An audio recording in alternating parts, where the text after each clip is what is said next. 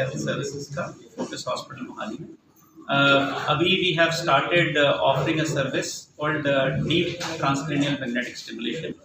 ये एक रेवोल्यूशनरी चीज़ है for the treatment of serious mental illnesses जैसे कि डिप्रेशन और ओसीडी से ग्रस्त बहुत लोग हैं, लेकिन वो सामने नहीं आते हैं क्योंकि उनको वहम पड़ते हैं, तो ओपनली डिस्कस नहीं करते हैं।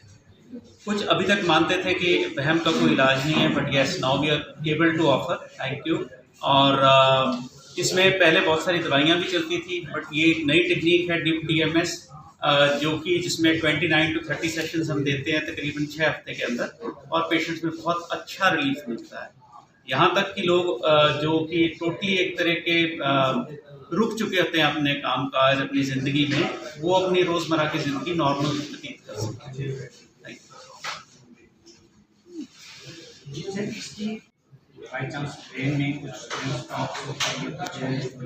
इसके लक्षण क्या हैं?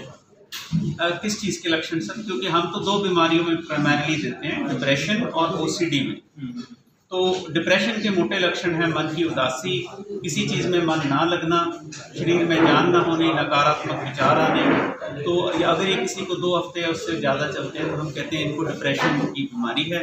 ओसीडी जो है उसमें लोग जिसको साधारण भाषा में बोलते हैं वहम। कुछ लोग जैसे बार बार हाथ धोते हैं, कोई भी क्रिया बार बार करते हैं, उनको तसल्ली नहीं होती है, तो उसको हम ओसीडी बोलते हैं। जब तक वो कर नहीं देते हैं, उस विचार को कैंसिल नहीं कर पाते हैं, तब तक उनको तसल्ली नहीं होती। तो डिप्रेशन और ओसीडी की, देखो इसमें बहुत सारे फैक्टर्स हैं जिससे आपको डिप्रेशन या ओसीडी हो सकती है। एक कारण है जेनेटिक्स, दूसरा जो बहुत बड़ा कारण है, आपके परिवार में चलती हैं बीमारियाँ, खून में चलती है। दूसरी इन्वायरमेंटल फैक्टर्स हैं। तीसरा बायोलॉजिकल फैक्टर्स हैं जो हमारे अंदरूनी हैं, कुछ हमारी चेंजेस होती हैं तो उसको लेके चलती है।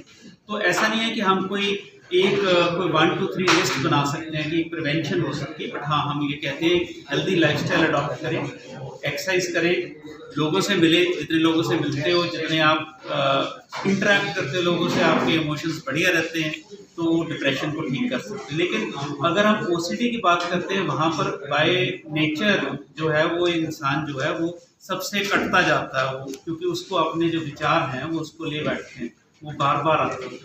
जब लगता है कि ऐसा कुछ फील हो रहा है हमें या हमारे किसी जानकर, क्या करना चाहिए? क्या उनको इनिशियल फेज में ही कंसल्ट करना चाहिए या उसका कुछ है? जो ओसीडी की बीमारी है वो हम देखते हैं 20 से 30 साल की एज में सबसे ज़्यादा होती है। होने को पहले भी हो सकती है, बाद में भी हो सकती है। ऐसे ही डिप्रेशन भी अप्रॉक्सीमेटली इसी एज में मैक्सिमम देखी जाती है। अगर किसी को भी ये लक्षण जो मैंने पहले आपको बताए, ये थोड़े बहुत भी लगते हैं, बेस्ट रहता है कि जल्द से जल्द हम एक साइकियाट्रिस्ट को मिलें। हमारे यहाँ पे उसको डिले करने की एक टेंडेंसी है। बहुत सारी बीमारियां हैं जो कि हम डीप टीएमएस, दोनों में बहुत सारे पेशेंट्स में हम डीप टीएमएस, अकेली डीप टीएमएस का इलाज कर सकते हैं, उनको दवाइयों की भी शायद ज़रूरत ना पड़े। बट हाँ, दवाइयाँ आजकल बहुत अच्छी आ रही हैं, उनके भी बड़े अच्छे रिजल्ट्स हैं। जो लोग दवाई नहीं लेना चाहते उनके लिए तो डीप टीएमएस एक चमत्कारी चीज़ है।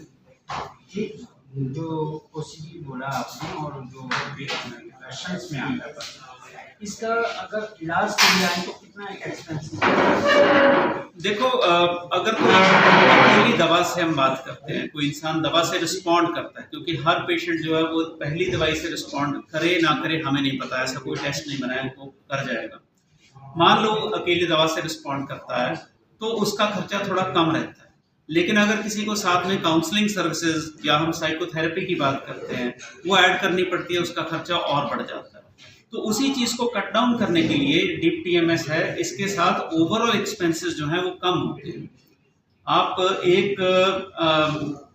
एक साधारण गाड़ी को आप एक हाई एंड गाड़ी के साथ कंपेयर नहीं कर सकते, नंबर 1। नंबर 2, जब हम सरकारी और प्राइवेट की बात करते हैं वहाँ पे आता है कि आउट ऑफ पॉकेट एक्सपेंसेस और इनडायरेक्ट एक्सपेंसेस, अगर वो दोनों मिला के सेम चल रहे हैं तो आई फील जो एक नई टेक्नोलॉजी हमें उसे फॉलो करना चाहिए, क्योंकि उसके रिजल्ट्स बहुत अच्छे आ रहे हैं। उसमें कोई हम साइड इफ़ेक्ट्स की बात जब करते हैं तो बहुत ही कम है, दवाइयों के साथ भी तो साइड इफ़ेक्ट्स हैं। अगर कोई काउंसलिंग करता है, मैंने पहले बताया कि काउंसलिंग में हो सकता है जो काउंसलर है उसकी पेशेंट के साथ डायरेक्टली वैसे रैपो ना बन पाए या उसकी स्किल्स वैसी ना हो कि उस चीज़ को डिटेक्ट कर पाए, तो वो सारा चौपट हो जाएगा वहीं पे।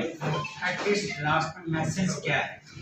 मैसेज ये है सर कि जितनी जल्द से जल्द हम इलाज करवा पाएँ उतना ही अच्छा। मानसिक बीमारियों से डरो मत, इनका सामना करो, ओपनली इनके बारे में डिस्कस करो। रादर नारा रहा है वर्ल्ड हेल्थ ऑर्गेनाइजेशन का, लेट्स टॉक अबाउट डिप्रेशन, तो वो करना चाहिए हमसे।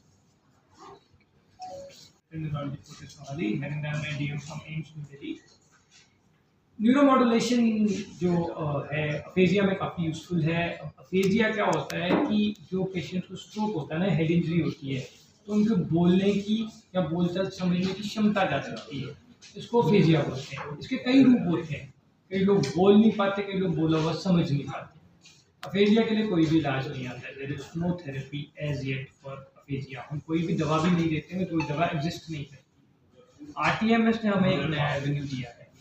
आरटीएमएस में हम क्या करते हैं कि दिमाग के उस हिस्से की जो कि यूजुअली लेफ्ट साइड में होता है, क्योंकि राइट हैंडेड लोगों का लेफ्ट में होता है और लेफ्ट हैंडेड का भी 60% में लेफ्ट में ही स्पीच सेंटर होता है, स्पीच सेंटर। तो इससे हम उसको कंट्रोल कर सकते हैं और इससे हम उसको जगाने की कोशिश कर सकते हैं। तो आरटीएमएस एक नई मोडालिटी है, डीप टीएमएस इनफैक्ट, क्योंकि जो हमारे पास मशीन है वो 2 सेंटीमीटर गहरा पेनिट्रेट करती है।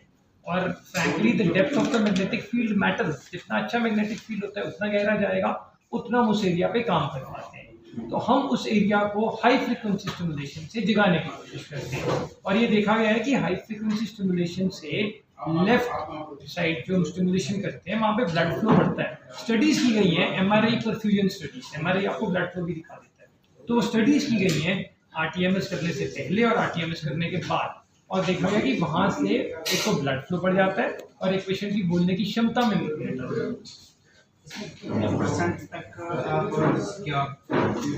ये कोई परसेंटेज का कोई भी फिगर आपको नहीं दिया जा सकता है, क्योंकि अभी इतने पेशेंट भी हुए, काफ़ी पेशेंट हुए हैं। आप लगा लीजिए हर पेशेंट, एक तो ये बेटर वर्क करेगा इन द फर्स्ट 1 साल के अंदर, बेटर काम करेगा, स्ट्रोक होने के 1 साल के अंदर बेटर काम करेगा।